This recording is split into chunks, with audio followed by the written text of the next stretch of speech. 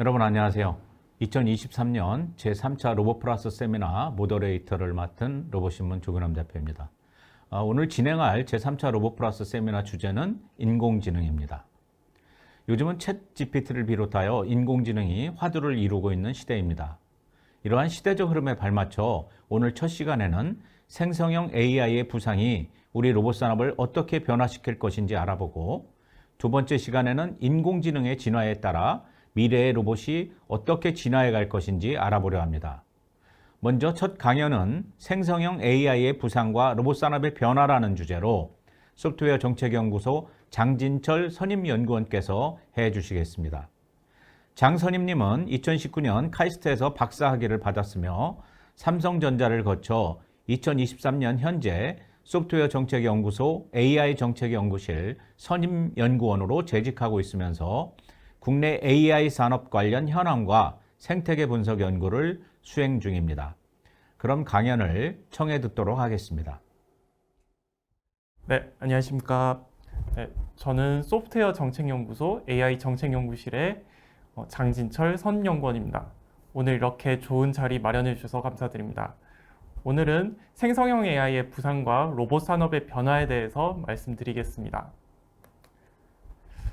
네, 2023년은 참 많은 일이 있었습니다. 세계적으로 전쟁이 일어나기도 했고, 또 한편으로는 기술적으로 생성형 AI라는 키워드가 굉장히 대두된 한 해였습니다. 보통 AI라고 하면은 컴퓨터 과학 분야에서 굉장히 화제가 됐던 키워드지만, 최근에는 전 산업에 걸쳐서 생성형 AI가 화제가 되고 있습니다. 2016년에 알파고가 출연한 이후로 최근에 챗 GPT의 출연과 함께 생성형 AI는 또 한 번의 전성 시대를 맞이하게 되었습니다. 네, 2023년은 이제 전 세계의 AI가 화두가 되었다고 할 수 있는데요. 스탠포드 대학교에서 매년 AI 인덱스 리포트라는 것을 발표합니다. 여기에는 글로벌 AI 관련 연구 개발과 기술 수준, 경제, 고용, 정책 관련해서 최신 동향을 분석해서 이렇게 발표를 하고 있습니다. 여기에 2023년에 발표된 주요 내용을 살펴보면 다음과 같습니다. 첫째로 미국과 중국이 주도하고 있는 연구 환경입니다. AI 분야 연구 출판물은 상당히 양적으로 증가를 하고 있는데요. 패턴 인식과 머신러닝, 컴퓨터 비전 등의 분야에서 계속 발표가 되고 있습니다. 중국은 최근에 그런 논문이나 특허의 양과 질 측면에서 미국을 압도하고 있습니다. 한편으로는 중국과 미국의 그런 정치 경제적인 패권 경쟁과는 별도로 양국의 연구 협력은 굉장히 활발히 일어나고 있는 추세입니다. 두 번째로 AI 윤리 관련해서 이슈가 굉장히 증가하고 있습니다. AI 관련해서 사고와 논란이 계속해서 일어나고 있습니다. 사진에서 보는 바와 같이 이렇게 트럼프 전 대통령이 이렇게 구속이 되고 있는 이런 이미지가 있는데요. 이 이미지가 합성 이미지로 밝혀졌습니다. 그래서 AI가 만들어낸 이미지가 이게 진실된 이미지인지 아니면 가짜인지에 대해서 지속적인 논란이 발생하고 있습니다. 이렇게 해서 기술의 공정성이라든지 편향성에 관한 이슈가 지속적으로 형성이 되고 있습니다. 다음으로는 경기 침체로 인한 투자 둔화에 대해서 말씀드리겠습니다. 최근에 그런 우크라이나와 러시아의 전쟁이라든지 이런 영향으로 경기가 굉장히 침체가 되어 있습니다. 그런 가운데서 AI 분야의 투자도 최근 10년 만에 AI 분야가 처음으로 감소세로 전환이 되었습니다. 물론 AI 분야 투자가 수년간 지속적으로 증가해온 반면에 이제 작년에 처음으로 감소세로 전환을 한 것인데요. 투자 측면에서는 미국과 중국이 지속적으로 투자를 압도하고 있고, 그리고 신규 창업 시장을 주도하고 있습니다. 우리나라도 한편으로는 투자액 기준으로는 세계 6번째, 그리고 신규 피투자 기업 세계 순위로는 13번째 위치해서 세계 글로벌 기업들과 경쟁을 하고 있습니다. 다만 기업들의 그 향후 투자 계획을 질문을 했을 때는 대체적으로 앞으로 투자를 많이 하겠다는 투자 계획은 높은 상황입니다. 다음으로는 AI 교육이 보편화되고 있습니다.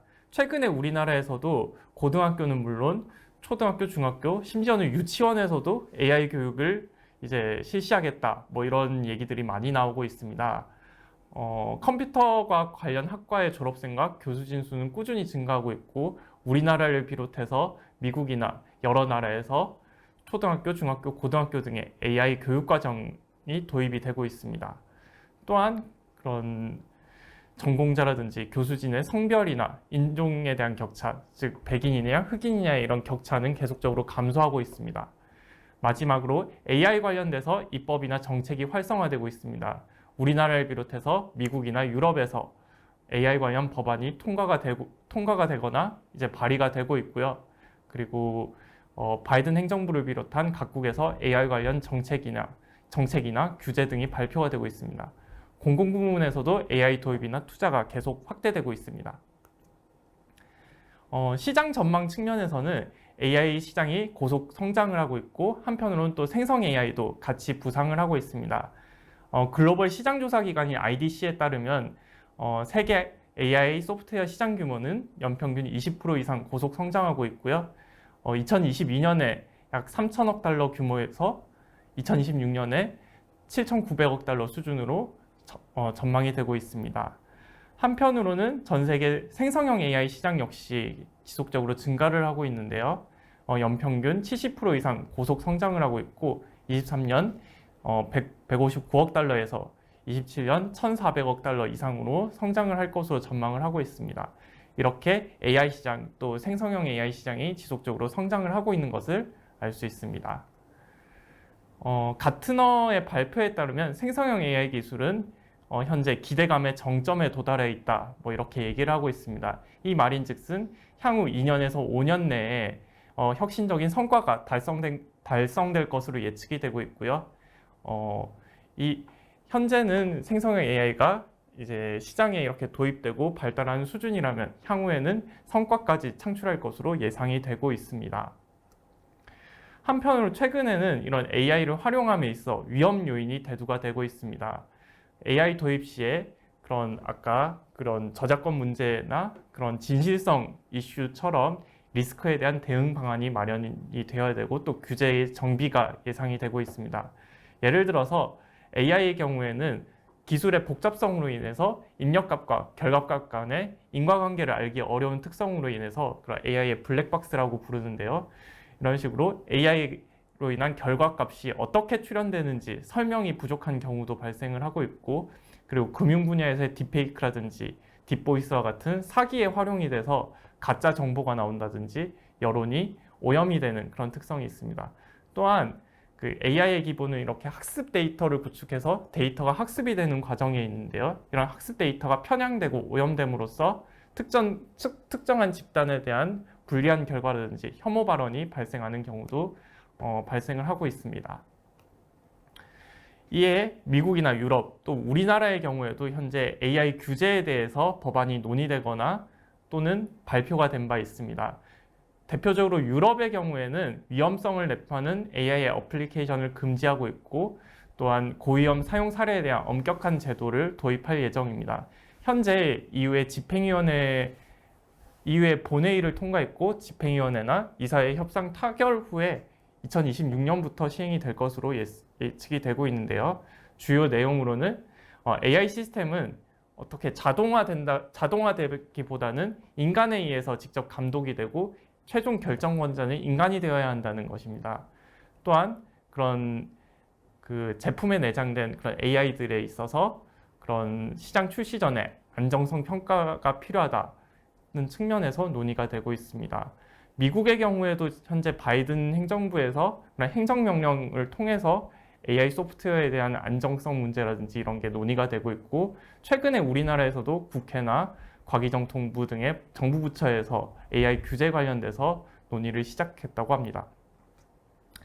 그렇다면 현재 우리나라의 그런 인공지능 현황에 대해서 각종 수치를 통해서 말씀을 드리겠습니다. 첫째로 공공부문입니다.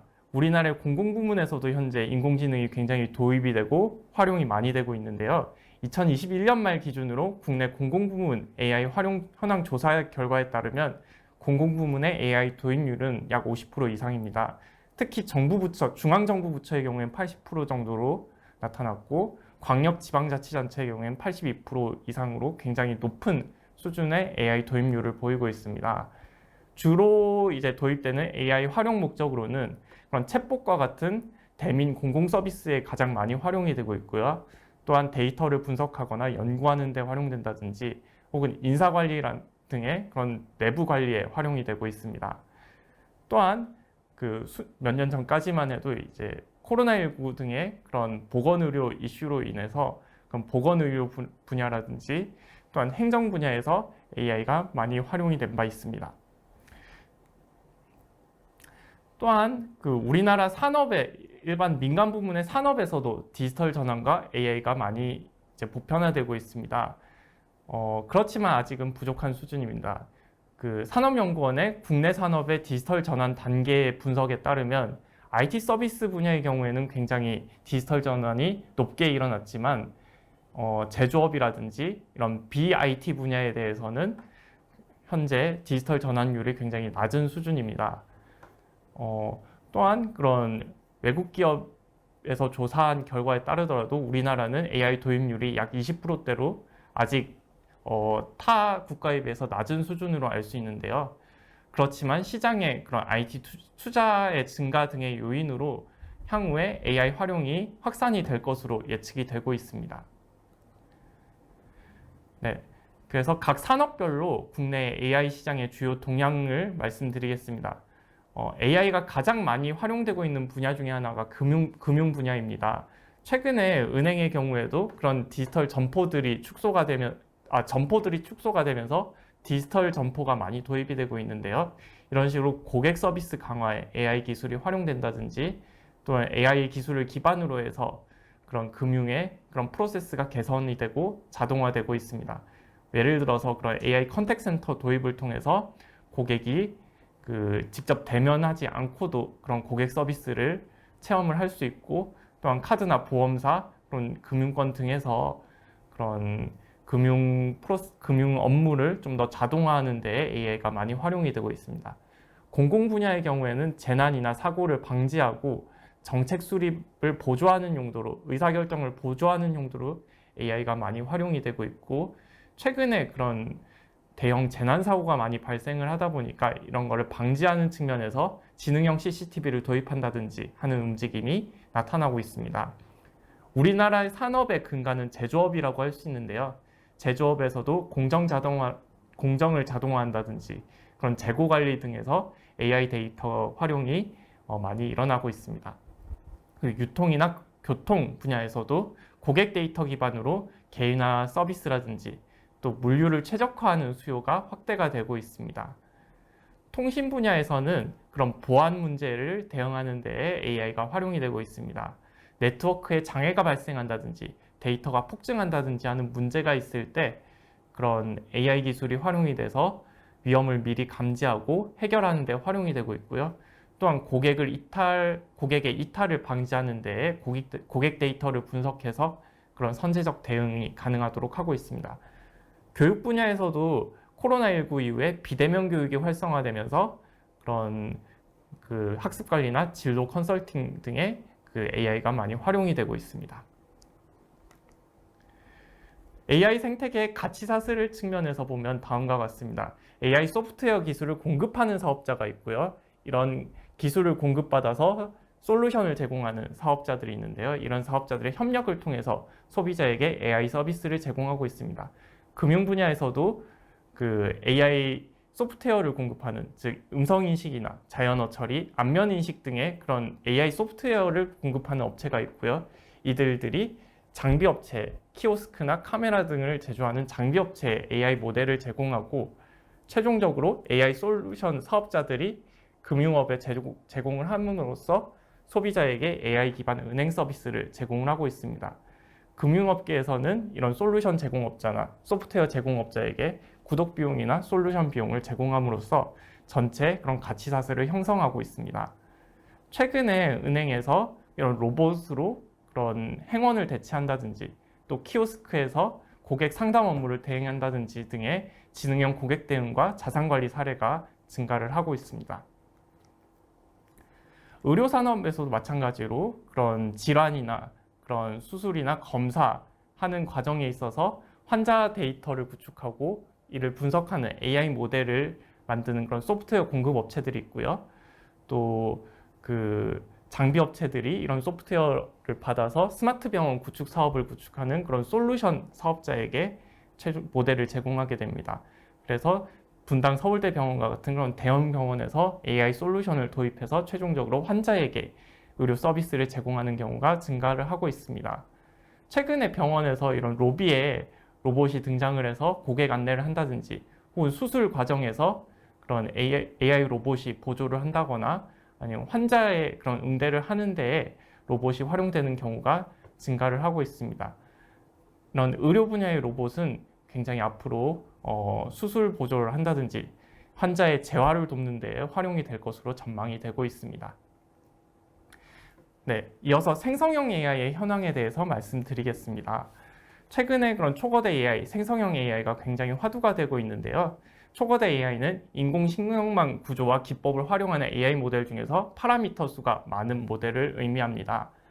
그 생성형 AI의 경우에는 이용자의 요구에 따라서 그런 텍스트나 이미지 등을 생성하는 기술로서 최근에는 대량의 데이터를 학습해서 인간의 영역인 창작 영역에까지 확대가 되고 있습니다. 예를 들어서 생성형 AI의 대표적인 서비스인 챗GPT에 명령어를 입력했을 때 텍스트를 이렇게 만들어내거나 코드를 만들어내는 경우가 있고요. 또 이미지를 생성하는 AI에 요청을 했을 때 이미지를 생성해내는 경우를 볼 수가 있습니다. 챗GPT는 2022년 11월에 오픈AI라는 미국의 그런 사업자가 공개한 서비스입니다. 아마 이 지금 세미나를 참석하시는 분들은 다 이렇게 경험을 해보셨을 텐데요. 일상 언어를 이용해서 정보 검색이나 장문이나 요약, 코드 작성 등을 보조함으로써 다양한 정보 처리, 생성 업무를 수행하고 있습니다. 챗GPT는 채팅을 뜻하는 챗의 제너레이티브 프리트레인드 트랜스포머의 약자인데요. 이렇게 해서 미국의 비영리 연구소에서 공개한 오픈AI에서 공개한 대화형 AI 챗봇입니다. 챗GPT는 넷플릭스나 그런 에어비앤비와 같은 그런 온라인 서비스 대비해서 굉장히 빠른 속도로 5일 만에 이용자 수 100만을 달성했다고 합니다. 이렇게 빠른 속도로 그 민간과 그 많은 전 세계인들에게 이제 확산이 된 바 있습니다. 현재 구글이나 그런 페이스북, 메타 등의 그런 글로벌 빅테크 기업에서도 초거대 AI를 이용한 서비스가 확산이 되고 있습니다.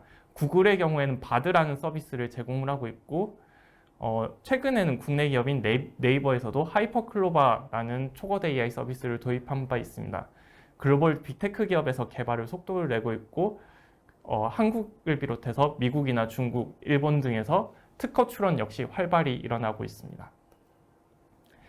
챗GPT가 22년도에 출시가 됐는데요. 최근에 구글의 바드라든지 챗GPT 역시 GPT-4 터보, GPT-S와 같은 좀 더 진보된 서비스를 제공하기 시작했고요.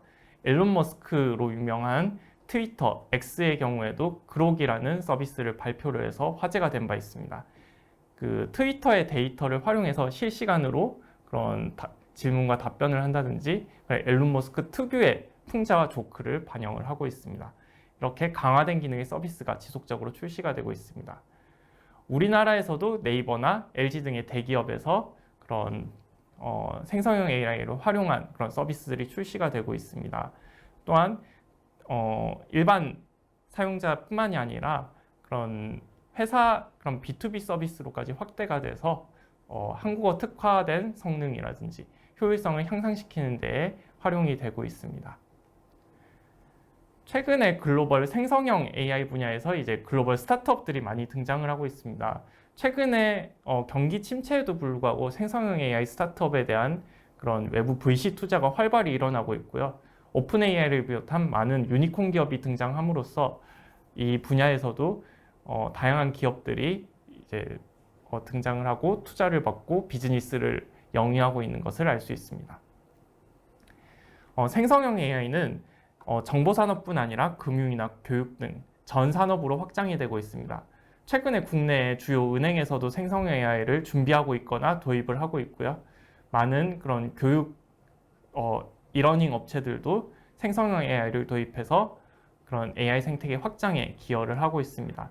이들은 직접 그 AI 모델을 구현하거나 소프트웨어 기업과 협업을 함으로써 AI 기술을 구현하고 또 도입을 하고 있는 것으로 나타나고 있습니다. 그래서 생성형 AI는 생성형 AI 인프라, 즉 그런 서버라든지 클라우드 그리고 반도체를 공급하는 인프라 업체들이 있고 또 기반 모델 측면에서 생성형 AI 모델을 개발하는 업체들이 있고 또 이런 기반 모델을 바탕으로 AI 소프트웨어와 서비스를 제공하는 업체들로 구성이 되어 있습니다. 향후에 이런 생태계는 더 확장이 되고 더 확대가 될 것으로 보입니다. 생성형 AI는 산업별로 여러 긍정적인 효과를 보이고 있습니다.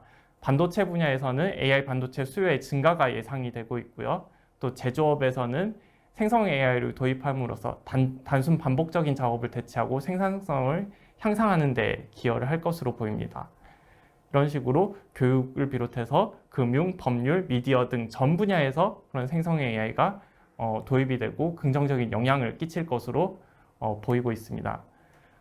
생성형 AI 기반의 고객센터에서 생성형 AI를 도입한다면 그런 고객의 문제를 해결하고 진단하는 데 활용이 되고 데이터 분석 등에 활용이 될 것으로 보입니다. 반면으로 생성형 AI는 산업에 부정적인 우려도 존재를 하고 있습니다. 과거의 학습 데이터에 기반을 하다 보니까 정확도의 오류가 발생을 할 수도 있고요. 또 일부 빅테크 기업들에 의해서 제공이 되다 보니까 승자 독식 문제라든지 일자리가 감소하거나 또 저작권 문제 그리고 개인정보 유출 등의 문제가 제기가 되고 있습니다. 이를 위해서는 기술이 향상이 되고 법제도 측면의 개선이 필요하다고 할 수 있습니다. 그렇다면 이런 생성형 AI가 로봇 산업에 적용이 됐을 때는 어떤 식으로 보일지에 대해서 이제 말씀을 드리겠습니다. 로봇 분야의 그런 로봇 AI 시장 역시 AI 시장의 성장과 함께 지속적으로 성장을 하고 있습니다. 글로벌 조사기관에 의하면 그 로봇 AI 역시 2030년까지 약 연평균 30% 이상의 30% 정도의 성장세를 보일 것으로 예상이 되고 있고요. 서비스용 로봇이라든지 각 산업의 그런 산업용 로봇 모두 증가를 할 것으로 예측이 되고 있습니다. 과거의 그런 로봇 프로세스는 그런 규칙에 기반해서 일부 그런 태스크에 한해서 이렇게 자동화되고 있다면 최근에 그런 로봇 AI 시장에서는 그런 상황을 고려하고 음성이나 이미지 인식 등의 그런 생성형 AI 기술과 결합을 하면서 보다 어려운 문제를 해결하는 그런 지능형 시스템으로 발전을 하고 있는 것을 볼 수 있습니다. 생성형 AI가 로봇과 만났을 때 대표적인 활용 사례로는 제조 분야를 꼽을 수 있습니다. 생성형 AI가 사용자와 대화하면서 그런 프로그램 코드를 생성하고 로봇을 제어하는 경우를 볼 수 있는데요. 이를 통해서 로봇과 대화를 하면서 공장이나 물류센터에서 협업을 하고 좀 더 그 생산 과정에서의 효율화를 추구하는 것을 볼 수 있습니다. 이렇게 로봇과 생성 AI는 힘든 일을 대신 수행하는 역할을 할 수 있는데요. 현재 우리나라를 비롯해서 전 세계적으로 노동력의 고령화가 일어나고 있습니다. 실질적으로 일할 수 있는 인력이 계속 감소를 하고 있는데요. 우리나라에서도 출산율 문제와 함께 고령화 문제가 같이 제기가 되고 있습니다. 이를 극복하는 방안 중에 하나가 AI에 기반한 로봇이라고 할 수 있겠는데요. 스마트 로봇은 점점 감소하는 노동 인력에 대한 해답 중에 하나로 제기가 되고 있습니다. 유통 분야에서는 소프트웨어로 이렇게 계산을 하고 로봇이 고객을 안내를 함으로써 캐셔나 그런 안내원을 대체하는 효과를 볼 수 있고요. 그리고 물건 배치나 분류 역시 로봇에 의해서 함으로써 그런 노동력을 대체를 할 수 있습니다. 운수업에서도 자율주행이 보편화된다거나 무인 택시, 버스가 상용화됨으로써 트럭 운전자를 대체하고 택시, 버스 운전사를 대체하는 효과를 볼 수 있습니다. 물류업에서도 물건의 분류나 배치, 운반 등을 사람이 아니라 로봇이 대신함으로써 물류창고 종사자를 대체할 수 있고요. 건설업에서도 3D 프린터에 기반한 AI 기술을 도입함으로써 노동자를 대체하고 제조업에서도 제조 과정에서 단순 조립 업무를 AI가 대체할 수 있습니다. 이런 과정을 통해서 위험한 업무를 경감을 하고 또 노동자에게 그런 안전을 제공할 수 있는 특징을 볼 수 있습니다. 또한 생성형 AI는 복지 분야에서도 활용이 될 수 있습니다. 최근에 지자체에서는 복지 업무에 그런 생성형 AI 기반의 그런 챗봇을 도입하고 있습니다. 대표적인 서비스가 네이버의 케어콜 서비스인데요. 이 서비스를 통해서 복지 담당자의 업무 부담을 줄이고 독거노인의 외로움을 감소함으로써 그런 복지의 효과를 보고 있습니다. 향후에 돌봄 로봇으로 확대를 함으로써 그런 생성형 AI 기반의 로봇과 함께 그런 복지 분야의 그런 효과도 볼 수 있을 것으로 보입니다. 이런 챗봇 기반의 그런 복지 서비스는 안부 전화를 대신 거는 서비스를 통해서 이전의 학습 통화 내역을 기억하고 이런 학습된 데이터를 통해서 자연스럽게 그런 노인분들과 대화를 하고 있는데요. 실사용자의 만족도가 굉장히 높다고 합니다. 이런 챗봇뿐 아니라 실제적인 그런 로봇에 그런 AI가 도입이 됨으로써 사람과 그런 로봇이 인터랙션을 함으로써 그런 복지 분야에서도 효과를 볼 수 있을 것으로 전망이 되고 있습니다. 또한 생성형 AI는 예술 활동에도 활용이 될 수 있습니다. 그런 명령 프롬프트를 로봇에 입력을 하면 로봇이 그런 붓질을 함으로써 또 그림을 그리고 이미지를 생성해냄으로써 하나의 그런 화가와 같은 그런 창조 역할을 할 수 있는데요. 미국의 카네기 멜론 대학에서 이런 로봇을 발표를 한 바 있습니다. 과거에 그런 그 이미지를 그리는 로봇이 원래의 이미지를 복제하는 형태의 그런 로봇이었다면 최근에 생성형 AI 기반의 로봇은 실질적으로 명령어 기반으로 무언가를 창조해내는 정말로 화가의 모습을 보이는 특징이 있습니다. 다만 AI 로봇의 경우에는 안전 문제가 발생을 할 수 있고 저작권 문제가 해결이 될 필요가 있습니다. 최근에 우리나라에서 농산물 상자를 옮기는 로봇의 그런 집게가 오작동을 하면서 로봇을 수리하는 작업자가 사망을 하는 사고가 발생을 했습니다. 이 사고의 원인은 상자를 운반하는 그런 로봇이 사람을 상자로 인식을 함으로써 사람의 그 해를 가하는 그런 안타까운 일이 발생을 했는데요. 이를 방지하기 위해서는 그런 안전한 작업 환경을 구축함과 함께 그런 그 AI가 오작동을 하지 않도록 하는 방지 방안이 필요합니다. 또한 앞서 보여드린 바와 같이 로봇이 그림을 그리는 이런 AI의 경우에는 저작권 논란이 발생을 할 수 있습니다. 이 그림이 로봇이 그린 건지 혹은 로봇을 개발한 그런 개발자의 저작권인지 등의 논란이 발생할 수 있는데요. 이런 저작권 논란을 방지하기 위해서는 법제도를 통해서 명확한 그 해결 방안이 필요하다고 할 수 있습니다.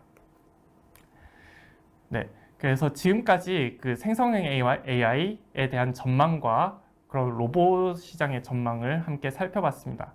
생성형 AI와 로봇이 결합이 되면 제조, 복지, 예술 등의 여러 분야에서 긍정적으로 활용이 가능합니다.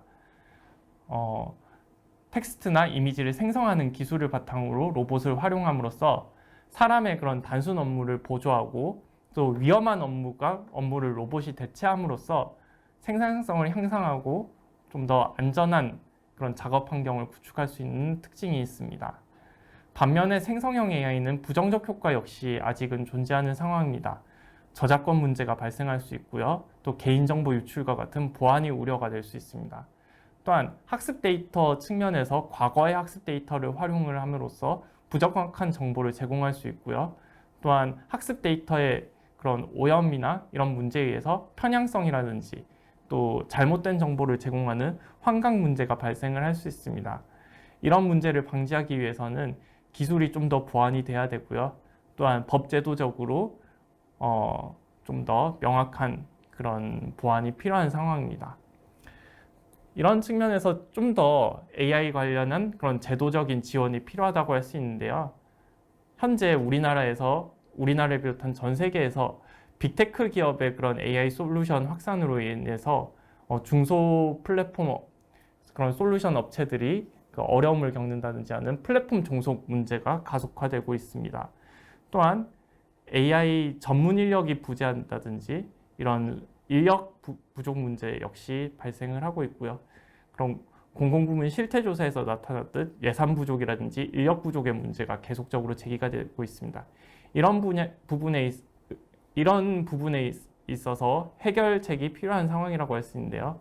그런 생성 AI의 긍정적 효과를 바탕으로 그 프롬프트 엔지니어링 교육과 같은 그런 생성형 AI를 활용하는 방안에 대한 교육을 보편화하고 각 산업의 그런 업무에 적절히 활용을 하도록 보조할 필요가 있습니다. 또한 그런 저작권이나 보안 문제와 같은 부정적 효과를 방지하기 위해서는 기술의 경우에는 계속 발달을 해야겠지만 활용 사례를 좀 규제함으로써 그런 오용 사례를 줄이고 AI 기술은 발전하도록 이끄는 필요가 있습니다. 우리가 부엌에서 칼을 쓸 때도 요리를 할 때 칼을 쓰면 굉장히 유용한 도구이지만 칼을 사람이나 이런 그 생물에 들이댔을 때는 굉장히 위험한 도구가 될 수 있습니다. 이런 식으로 그런 위험한 사례를 방지하고 적절한 활용 사례에 그 도구를 활용할 수 있게 그 AI 기술 역시 적절한 활용 사례를 찾아준다면 그런 부정적 효과를 줄일 수 있지 않을까 생각을 하고 있습니다. 그런 빅테크 기업의 그런 솔루션 종속 문제의 경우에도 빅테크 기업과 스타트업 그리고 연구소 및 학계가 이렇게 상생을 하는 생태계 조성을 통해서 인력 문제 해결과 그런 플랫폼 확대와 같은 그런 노력이 좀 더 일어날 수 있도록 할 필요가 있습니다. 이렇게 해서 그 생성형 AI를 비롯한 AI 기술이 산업으로 확산이 되고 로봇 산업 역시 확장을 할 수 있는 앞으로의 그런 전망을 기대하고자 합니다. 네. 지금까지 제 발표를 들어주셔서 감사드립니다.